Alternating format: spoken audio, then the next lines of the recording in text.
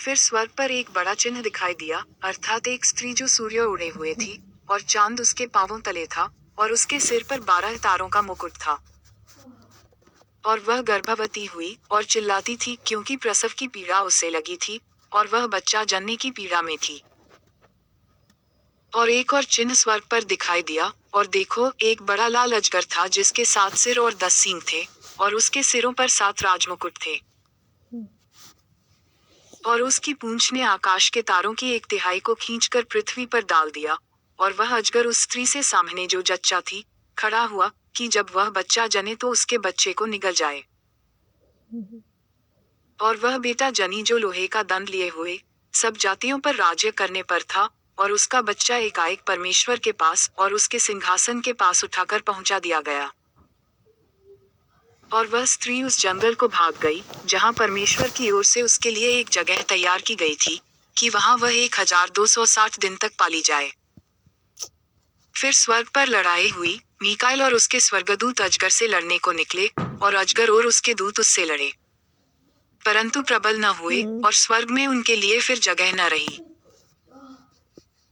और वह बड़ा अजगर अर्थात वही पुराना सांप, जो इब्लीस और शैतान कहलाता है, और सारे संसार का भरमाने वाला है, पृथ्वी पर गिरा दिया गया, और उसके दूत उसके साथ गिरा दिए गए।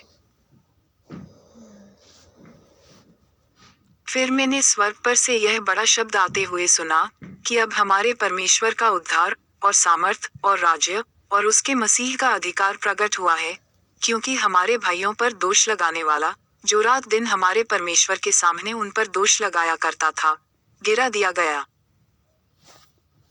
और वे मेम्ने के लोहू के कारण, और अपनी गवाही के वचन के कारण, उस पर जीवंत हुए, और उन्होंने अपने प्राणों को प्रिय न जाना, यहाँ तक कि मृत्यु भी सह ली। इस कारण, हे स्वर्गों, और उनमें के रहने वालों मगन हो, हे पृथ्वी, और समुद्र, तुम पर हाय। क्योंकि शैतान बड़े क्रोध के साथ तुम्हारे पास उतर आया है, क्योंकि जानता है, कि उसका थोड़ा ही समय और बाकी है। और जब अजगर ने देखा, कि मैं पृथ्वी पर गिरा दिया गया हूँ, तो उस स्त्री को जो बेटा जनी थी, सताया।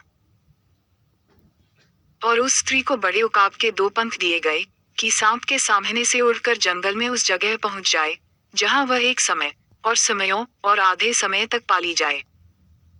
और सांप ने उस स्त्री के पीछे अपने मुंह से नदी की नाई पानी बहाया, कि उसे इस नदी से बहा दे।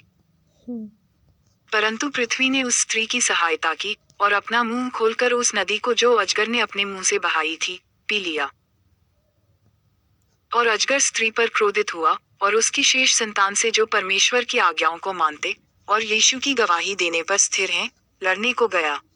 और वह समुद्र के बालू पर जा खड़ा हुआ।